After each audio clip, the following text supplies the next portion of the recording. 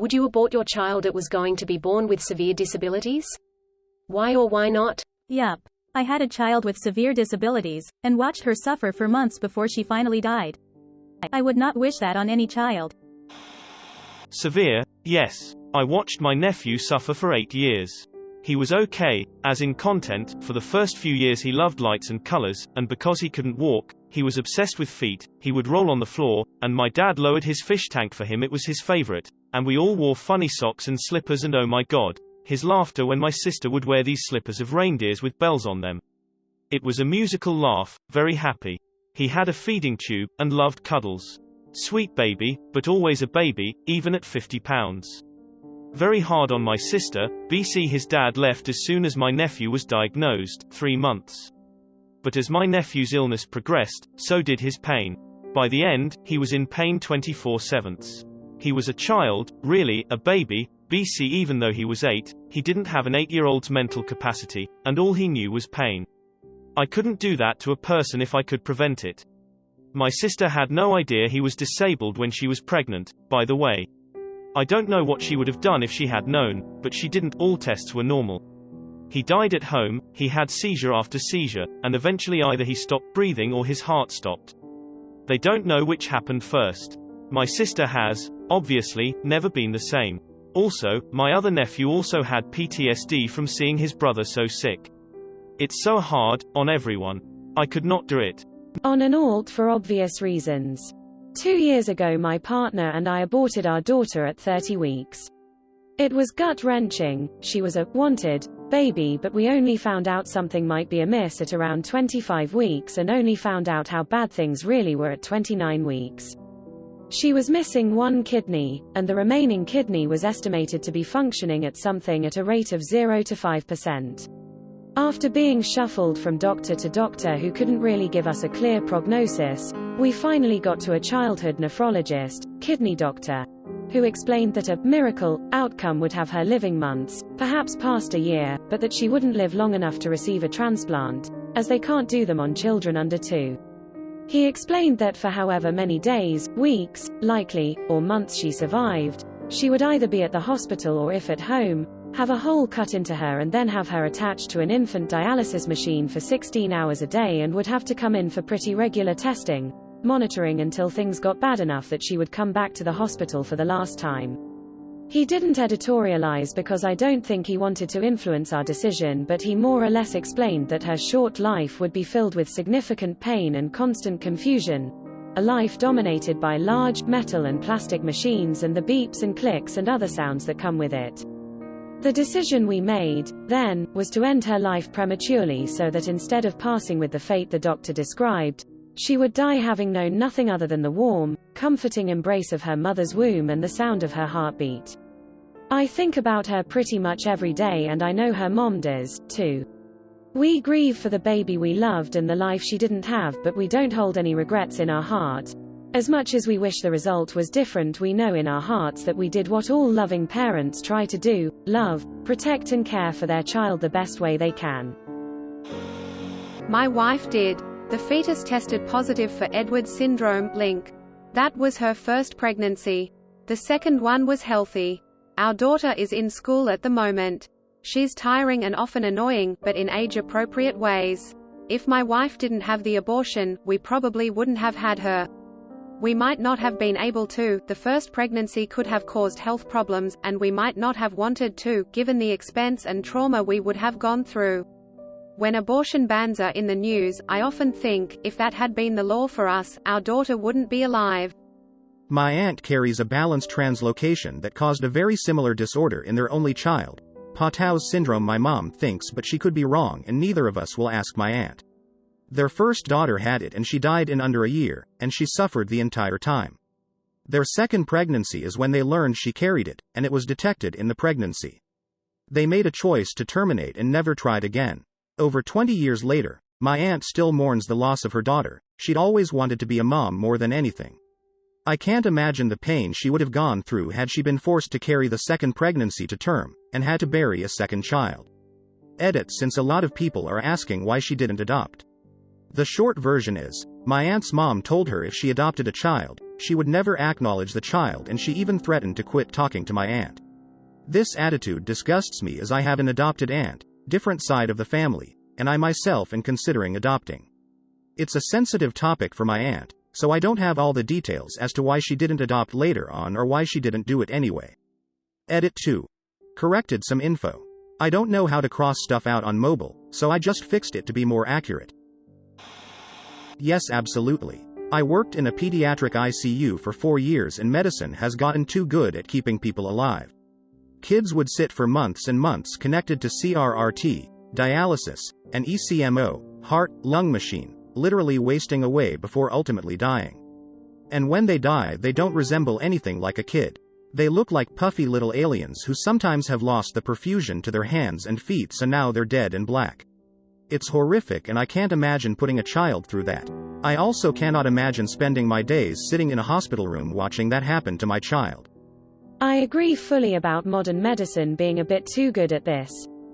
The idea that a life must be preserved no matter what is not humane. My mother had terminal brain cancer and spent her last month of life in a coma, slowly starving to death while we waited for her organs to fail and kill her. If I'd allowed the feeding tube, she would have lasted months with zero quality of life.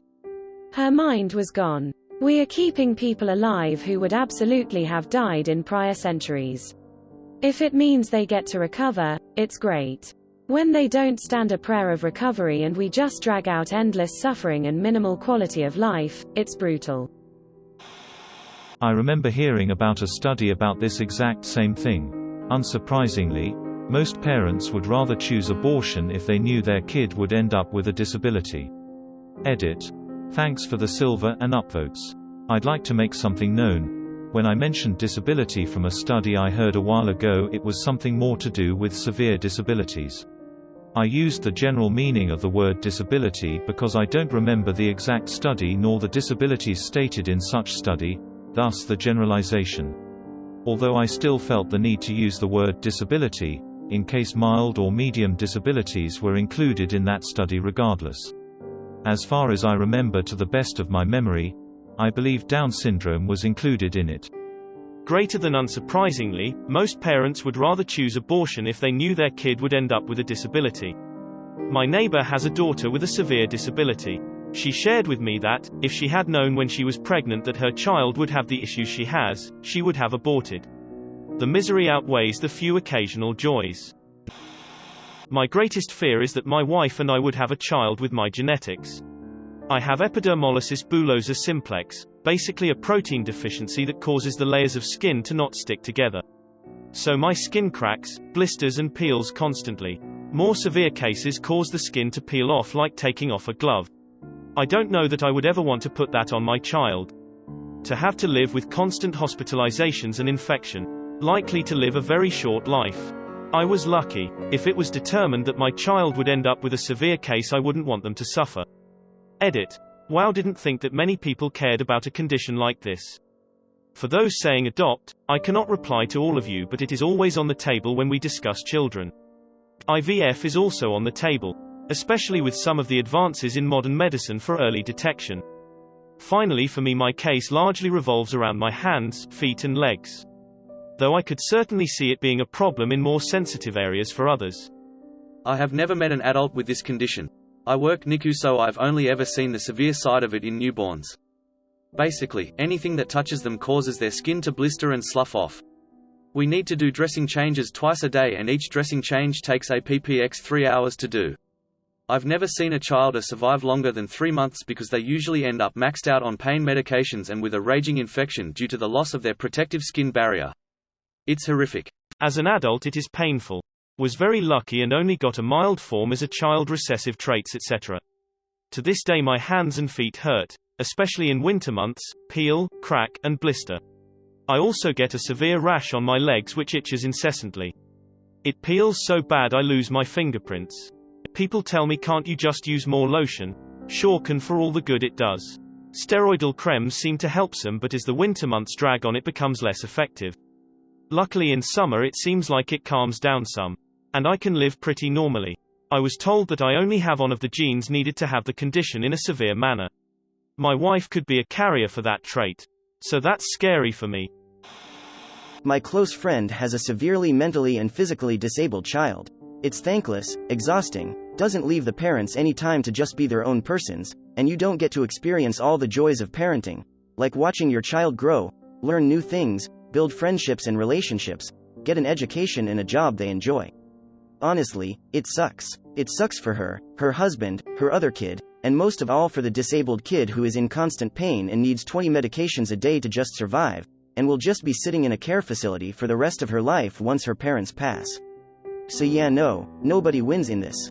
When I worked in London at a bank, we had an internal email sent out that one of our executives would be taking extended leave of absence and explained that a news story was about to break and we should refrain from comment to the media out of respect for his situation. While he was away on vacation to see family with his eldest daughter, aged 8, his wife murdered their 3 disabled children, 2 twin boys aged 3 and a 4-year-old daughter. The press went wild with the story, but the basic facts are that they were all severely disabled with a degenerative disorder. She was depressed and had clashes with social workers and doctors over the number of procedures they wanted the kids to undergo to correct some of their health issues. The parents argued with doctors that the kids' quality of life would be made worse by constant surgeries, etc. She quit her job to take care of them full-time and was by all accounts a selfless and devoted mother. But the pressure was too much and she snapped. I don't think people can properly appreciate the level of mental anguish that can come with having to devote your entire waking life to your kids in the knowledge that they will likely die well before you do and will have terrible, painful lives until then. Absolutely, I would abort. I grew up with a sister who was held back at birth. Her highest measurable IQ is 2 years 6 months at feeding herself. She is in her mid-late 60s now. No one in our very large family had a normal childhood. We all had to watch her and take care of her. She's older than me, but I still had to take care of her toilet needs and I often had to clean up floors, furniture and laundry, plus her, when I wasn't even a teenager yet. As I was closest in age, it fell to me to be her caregiver and eventually her guardian. A large part of my life has been devoted to her. I knew very early on that I would never want to give birth to a mentally challenged kid. I lived in fear that my own child would be held back and end up oxygen deprived and be like her. I never had a clue what a real childhood should be until I got a lot older. I often think how different the lives of my siblings, parents and myself would be, had she been born as a normal person. I could never willingly give birth to a mentally disabled person and mess the lives of my other kids and my spouse up so drastically. Don't get me wrong, I love my sister, but the sacrifices, the workload, and the mental and emotional pain, is a steep price for a kid, or a parent to pay. As a fellow sibling of a disabled adult, my sister died 6 years ago. I'd like to recommend you check out SibNet on Facebook. It's a closed group for adult siblings of people with disabilities, and I can't begin to tell you what a positive difference it made to my life. There's nothing like the feeling of talking to people who really understand, and sharing all the highs and lows. It made me feel like a normal person, almost. We found out the fetus my wife was carrying had cystic fibrosis. We aborted. It was an extremely difficult decision and we were shattered for quite some time. We still feel guilt, but we don't regret the decision. We've since had 2 amazing, healthy children, so I'm sure that rearranges things in our minds a bit. On the flip side, the couple that bought the house we lived in at the time has a son with CF. I check in on them on social from time to time and see pictures of what life would have been like for us and the child in that same house. Seeing their beautiful son makes me feel terrible. Seeing how much his condition dominates their lives and the anxiety they have about it, particularly in the COVID era, makes me feel like we made the humane decision. I hope nobody reading this is ever put in that position. If you have been or are in it now, I'm very sorry. Yes. If I can reduce anyone's suffering, I will. And even if I let it live, I would not be in a position to take care of someone with severe disabilities anyway. This is coming from a severely disabled person, battling a life-threatening illness. Severe, life-threatening, or basically any disability that would make my child's quality of life extremely poor, non-exist? Yes, absolutely. Any other less severe version of the disability? No, they should be able to see the world if they have some quality of life to be able to do so. Not to be too morbid, but I wish my parents made the more humane decision and aborted me. I'm not even 30 and I'm already connected to tubes porticeth for the rest of my life. Treatment isn't covered by insurance, so I have to pay out of pocket, and not even getting the full treatment I need. I just cannot afford it. I don't know how much longer my body can handle. Fighting my life-threatening condition, day in and day out, and not seeing any cure in sight? I can't even begin to explain the type of burnout I have for life. Yeah, life is ass as it is. Why would I put another human through 70-odd years of it when they're incapable of living it to the fullest from the get-go? Thank you for watching. We upload new videos every day. So be sure to come back for more fun. Please consider liking and subscribing if you enjoyed the video.